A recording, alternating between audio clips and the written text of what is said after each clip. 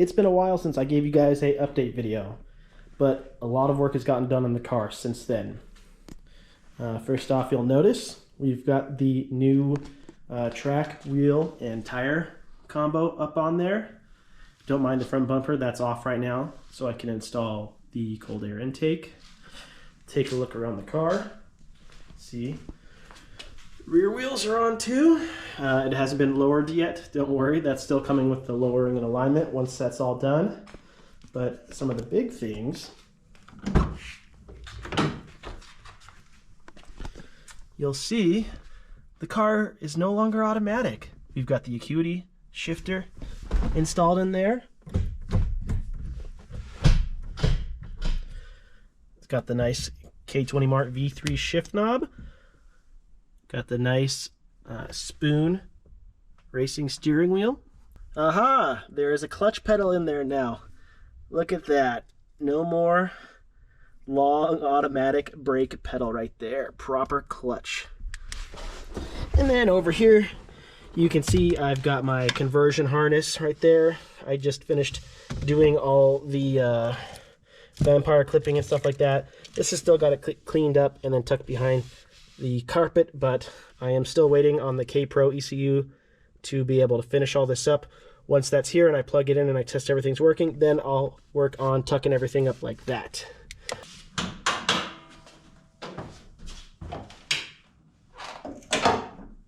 So here it is, the K20 swap. It's finally in the car. As you guys know, or if you don't know, this is a K20A out of a Accord Euro R. Made it to it. I have a K20A2 transmission out of a RSX Type S.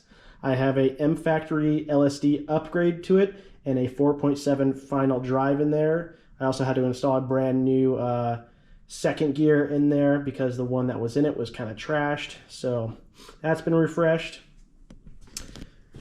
This right here is the K-tuned mil-spec engine harness. I still got some stuff to hook up right here with the intake manifold and all that stuff. We've got the nice Hasport mounts on there. Another cool little feature is right there, I've got a properly depowered Integra steering rack. Someone asked me why didn't I just get a Civic manual rack, and that's because the Integra had a shorter ratio. So I had this sent off to one of my friends that Mr. Catman knows, and he did the proper depowering of it where he takes it apart. I forget all the proper steps, but you can see the actual power lines are plugged right there. So it turns very freely now. So I've got a nice, way easier to turn steering rack. I've got the heater hoses set up, so this is still gonna have at least heat. All the power steering and AC components were fully deleted from the car because this is gonna be mainly a track/street focused car.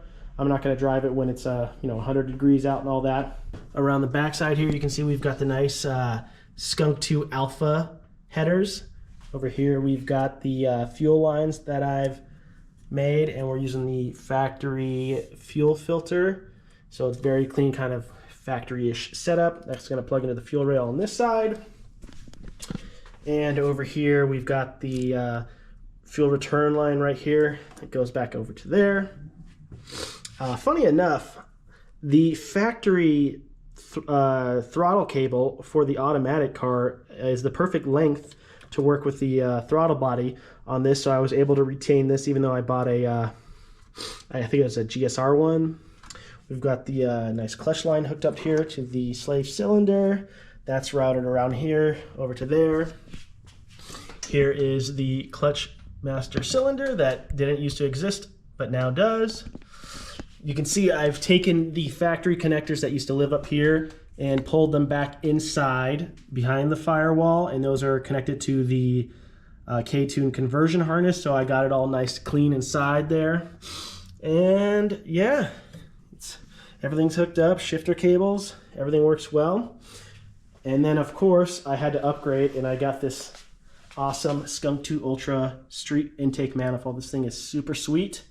And of course we've got the radium fuel rail, pressure regulator, and gauge right there. This is a really nice little setup. You can see we've got the AN fittings on both sides. So that's what those guys connect to. I've done a lot of test fitting this on and off. And yeah, I just got the last parts I need, so we should be able to finish this up today, aside from waiting for the ECU to get here. One thing I did have to do to make this work with the Skunk 2 manifold was get rid of my Type R CL7 throttle body and get a Type S K20A2 throttle body, because the bolt pattern for this is correct, and the bolt pattern for this does not mount up to the Skunk 2 intake manifold, unfortunately. My buddy Catman sent me over this throttle body as well as some other goodies, so we'll take a look at that and see what we've got to get done today. Some of the things Mr. Catman sent me was this nice shift knob bag. All the K20Mart shift knobs now come with this nice little bag that the knob arrives in, and these cool little K20Mart stickers. So this video is technically sponsored by K20Mart, aka Mr. Catman. Check him out on Instagram. And he sent me some other things that I need. This OEM fan connector I'll need to splice into the SPAL fan that I have for the CSF radiator, so that way I can connect to the factory radio. Thanks for that. Let's see what else I got in here. A spare, I think it's a map sensor. This is a K20 crank position sensor bolt. So the CL7, it kind of shares some K24 sensors and stuff with it. So my engine came with a K24 crank position sensor, and my K-tuned engine harness has a plug for the K21. And unfortunately, Honda, in all their ultimate wisdom, used a different plug design and a different pinout diagram. So my option was grab my stock harness plug and then redo the wiring, or switch to a K20 plug, and that's the route I'm going to go with, so that way everything's K20 since it's not a K24. Also, he sent me a knock sensor. The one on my engine was falling apart, so needed that. Let's see what else we got over here. Intake air temp sensor. This will be used to install on my hybrid racing cold air intake, so thanks for that. And then a little plug that is going to go on the bottom of my Skunk 2 intake manifold to plug the hole. We're just using one plug on the one plug hole on the bottom of the intake manifold for the vacuum hose that's going to plug into the brake booster. In regards to the throttle bodies, some things we got to swap over. I have to get this throttle body or throttle cable bracket. This is a old Carceps bracket that aren't made anymore, along with this little nice billet pulley. So I got to swap that over to there. Earlier I plugged this guy right here, and then I also need to transfer over my Acuity TPS, get that guy mounted over there. So let's go ahead and take care of that right now.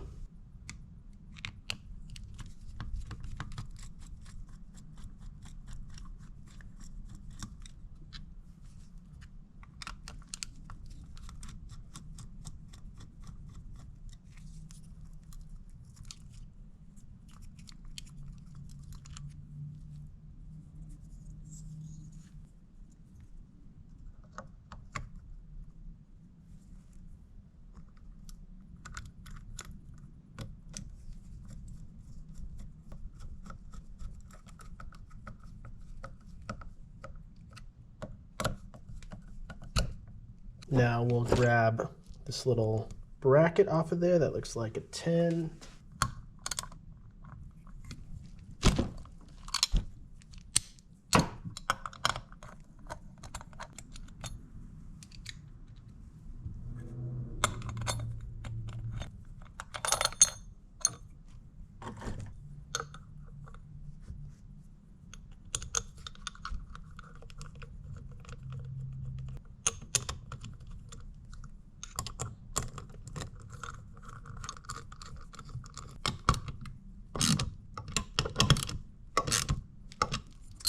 All right, this guy is all complete and ready to install on the intake manifold.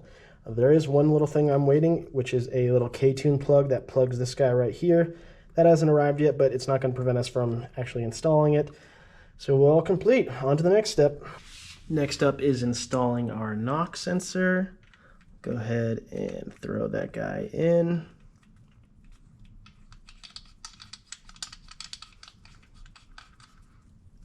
And that will require a pretty big boy socket. So I'm just gonna, just nice and snug, okay? After that, we can plug in our harness for that. So I'm gonna grab the knock sensor plug on our K-tuned harness, and boom, plug that guy in like that. Now we can throw on the intake manifold. Because I'm using these Track Tough block off plate right here, as well as the Track Tough coolant thing over there, I did have to modify the intake gasket a little bit. I had to trim that side so you can see right there. It has clearance to fit this because this kind of comes over a little bit. But I test fitted that, and I had to do a little grinding on the edge of this guy, edge of this guy, but we got everything to fit, so let's throw that on.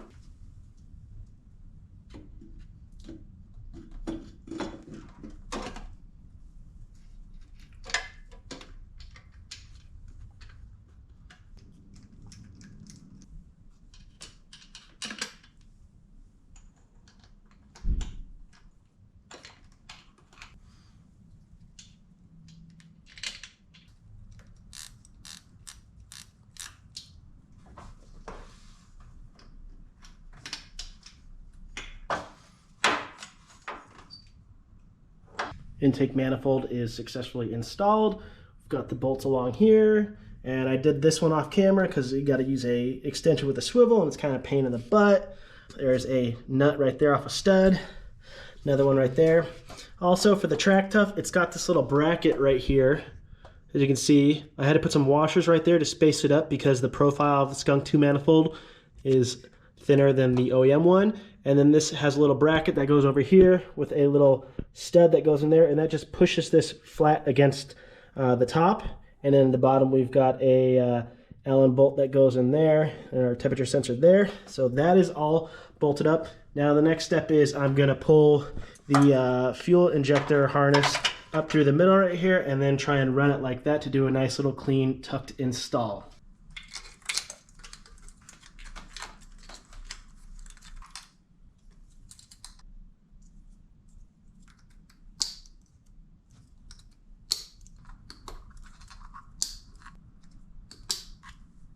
Boom, that is installed, all connected and all going down through there between the runner. Looks really nice and clean. Next, let's get the temperature sensor hooked up. Here's our water temp sensor. This guy plugs in right there, but of course it's a little too big and it's completely loose. So what I'm gonna do is take my pliers kind of in the round area and just give it a little squeeze so that way it's a little tighter on the plug. That's good. I'm going to give it just a little tiny more of a squeeze just to make sure.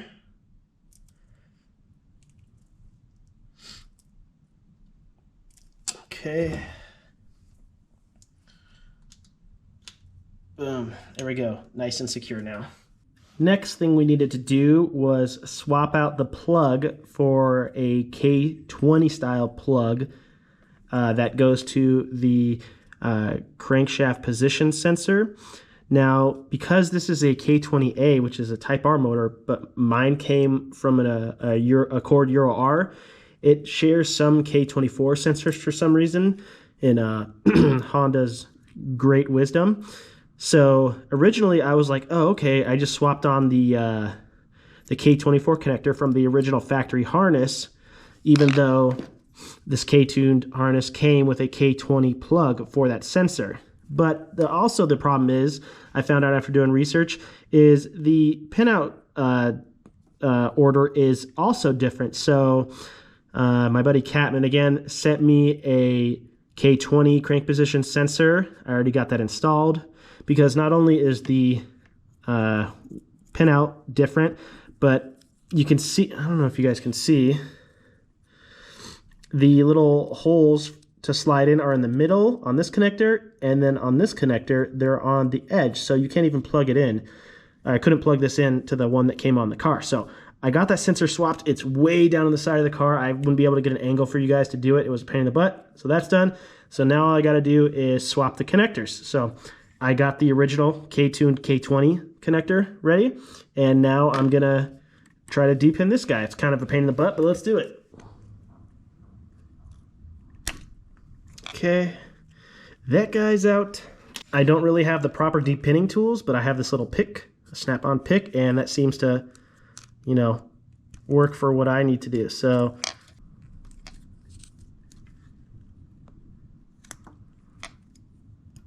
one,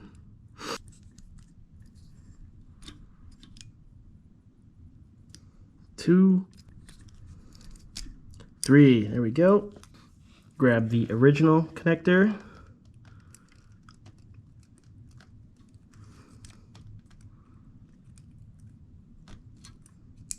Boom, one.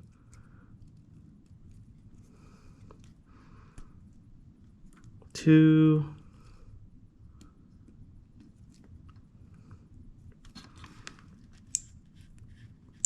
Boom, three. All those are in there. And then last but not least, away. Boom. All right. Successfully converted this back to the K20 connector. And now I'm going to go ahead and plug that back in. That's done. We can get the fuel lines hooked up. This is the feed line coming off the OEM fuel filter. Just get that angled properly to the way I want. That looks pretty good. There we go.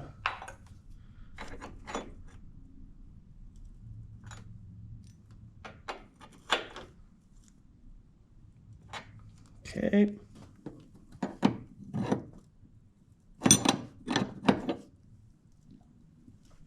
Okay. And then hook up our return line. This guy runs under here. Connects there.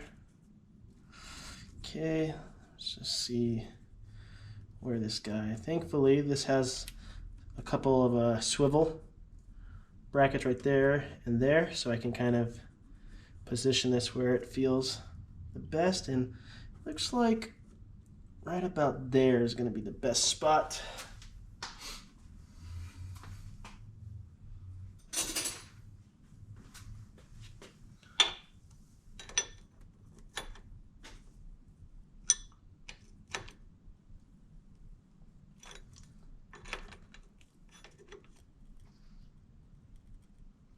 Okay, that's nice and tight on there.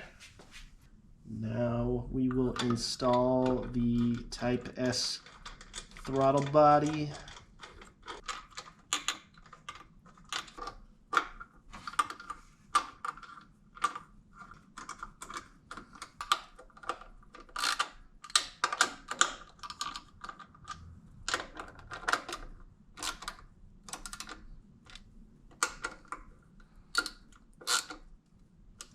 Now we can finally hook up all the sensors.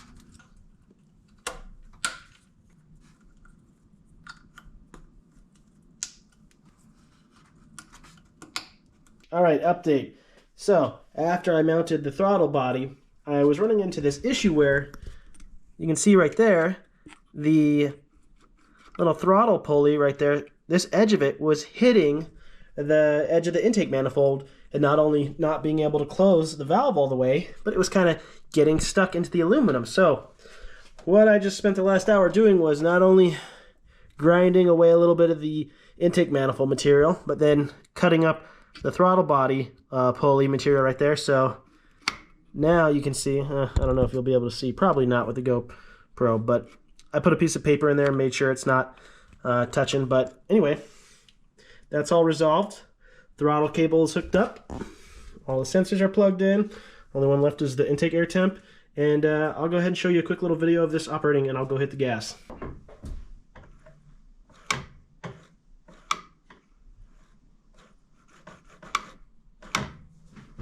Because I wasn't expecting to have to do all that grinding and stuff, I'm going to call it quits for this video there. Next thing up is just throwing in the radiator that I have over there. I've already cut all the coolant hoses, so that just gets thrown in. And then we can put in the cold air intake, cut a hole through the plastic fender liner right there, get the intake filter on, and that's going to be the last thing aside from plugging in the K-Pro and getting this thing running. Anyways, thanks a lot for watching the video, guys. Questions or comments, leave them below.